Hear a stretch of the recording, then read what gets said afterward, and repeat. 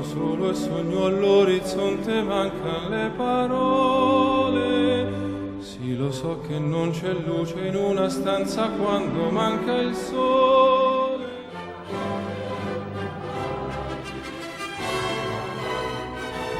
La collection des fiancés, c'est une initiative qui est née il y a 2 ans avec l'objectif d'accompagner les jeunes vers le mariage. Notre objectif, c'est de donner des bonnes bases. L'initiative est née sur la certitude que beaucoup d'échecs matrimoniaux trouvent leur raison en amont, c'est-à-dire la manière dont la relation s'est formée, la manière dont les jeunes se sont préparés au mariage, ce qui était déjà des facteurs problématiques lorsque la relation se formait.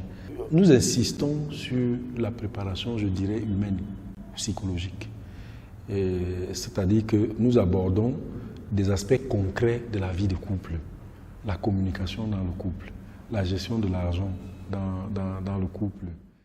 Je dirais que c'est une expérience très intéressante et très enrichissante que je devrais et que je recommande d'ailleurs à tous les jeunes qui aspirent à voir la vie de couple. Nous particulièrement, ça nous a aidés déjà dans notre fonctionnement quotidien. Quand on a décidé de se marier, on s'est rendu compte que ici en Afrique, c'est pas évident. En dehors de la catéchèse, par exemple, chez les catholiques, on fait la préparation qui parfois est beaucoup trop spirituelle et pas très pratique. On s'est rendu compte qu'il y avait des petits manquements. Alors, ces formations que nous avons faites avec le couple Osama dans la recollection des fiancés nous a été vraiment d'une très grande utilité. Avant le mariage, pendant la préparation du mariage et même actuellement, voilà pourquoi nous y sommes toujours. Là, nous débattons des problèmes vraiment pratiques. C'est-à-dire au cas par cas, il n'y a pas de couple parfait, et les couples ne se ressemblent pas, alors nous en débattons chaque jour. Et on apprend vraiment chaque jour. Donc, nous y revenons parce que justement, puisque c'est un processus pour toute une vie, ce qui est sûr, c'est qu'on n'a pas encore atteint la moitié du parcours. Alors, nous y sommes et nous invitons vraiment beaucoup de jeunes à nous suivre parce que c'est très intéressant, surtout pour ceux qui veulent la vocation du mariage. Dans beaucoup de couples mariés, il y a déjà des cachotteries, il y a déjà des salaires qu'on ne déclare pas complètement, sinon pas du tout. Il y a déjà même fiancés, je veux dire, il y a déjà des téléphones qui ont des codes, l'empreinte du pied du chat, et tout ça.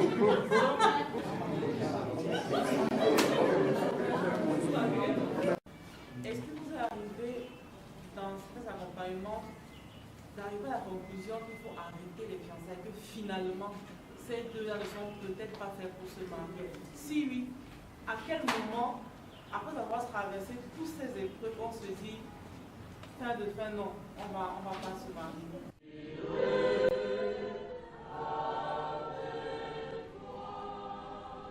En fréquentant la recollection des fiancés, que j'ai effectivement connu ce qu'on appelle mariage. Parce qu'avant, j'avais des a priori. Oui, j'avais des a priori. Et si je n'avais pas connu la recollection des fiancés, je me serais lancée dans le mariage sans connaître effectivement ce que cela était. C'est dans la recollection des fiancés qu'on m'a appris à clarifier mes attentes, à communiquer avec mon fiancé, parler de la foi, tout ce qui concourt au bien-être de la famille. Donc nous cultivons des gestes d'attention, l'aide envers l'autre, l'affection, la maîtrise de soi, l'écoute, le silence quand il le faut. Donc c'est nombreux bénéfices que nous tirons de la recollection des fiancés. Je me suis rendu compte au fil du temps de l'importance de la chose.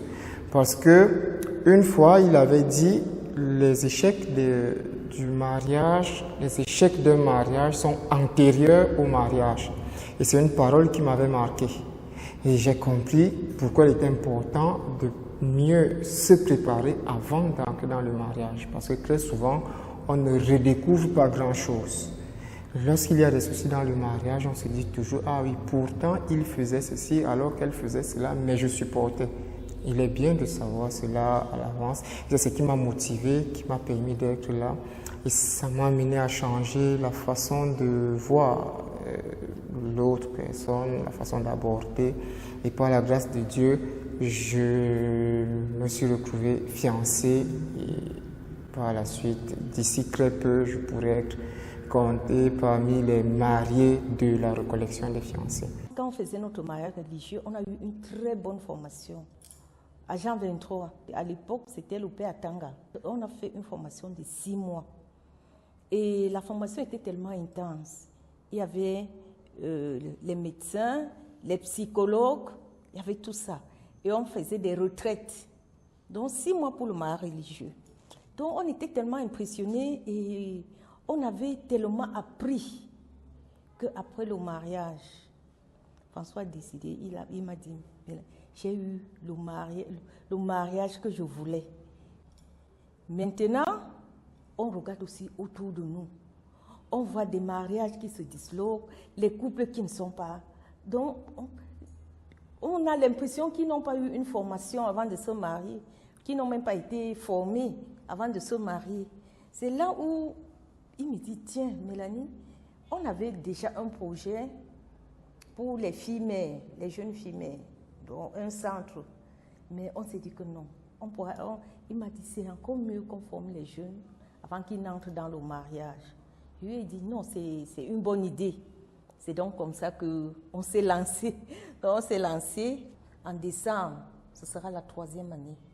C'est comme ça que de bouche à oreille, les jeunes ont commencé à venir, il a commencé à avoir d'affluence. This group, I learned about it through a friend who had started attending it some time ago. And she invited me to come and experience it, and since then I've been attending. There are so many things that have been taught, amongst which is how to go about choosing a potential life partner and what we do in the face of courtship. They emphasize a lot about courtship rather than dating, and we do it in the Christian fashion.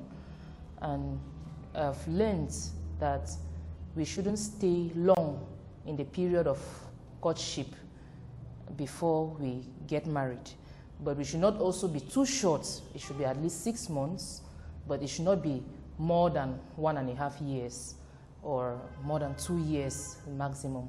So, and they emphasize a lot on the importance of chastity in the courtship period. And there are certain criteria we need to focus on, especially before we choose a life partner.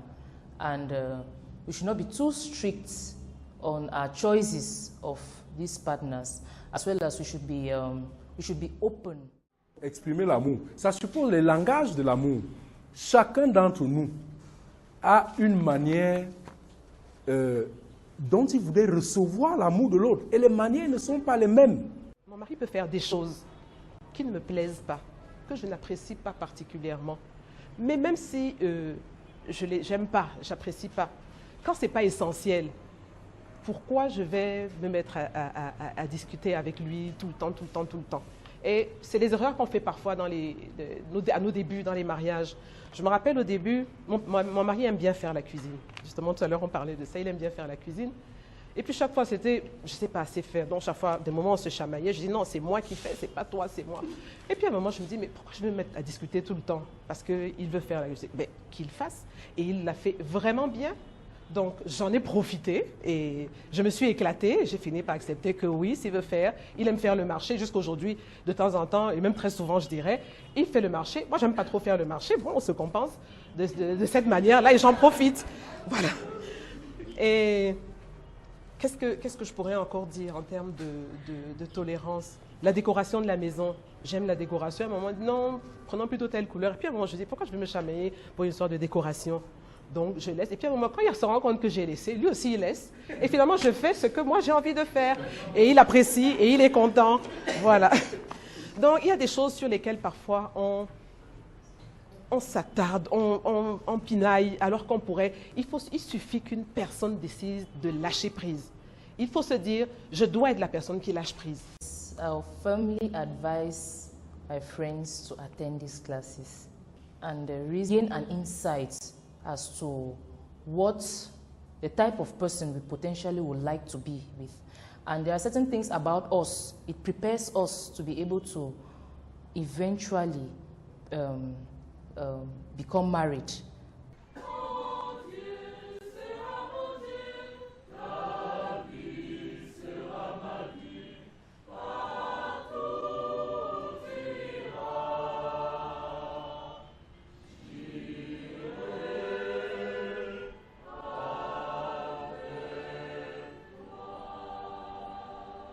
La famille est le lieu où la société s'élabore. Si la famille ne marche pas, la société ne peut pas marcher.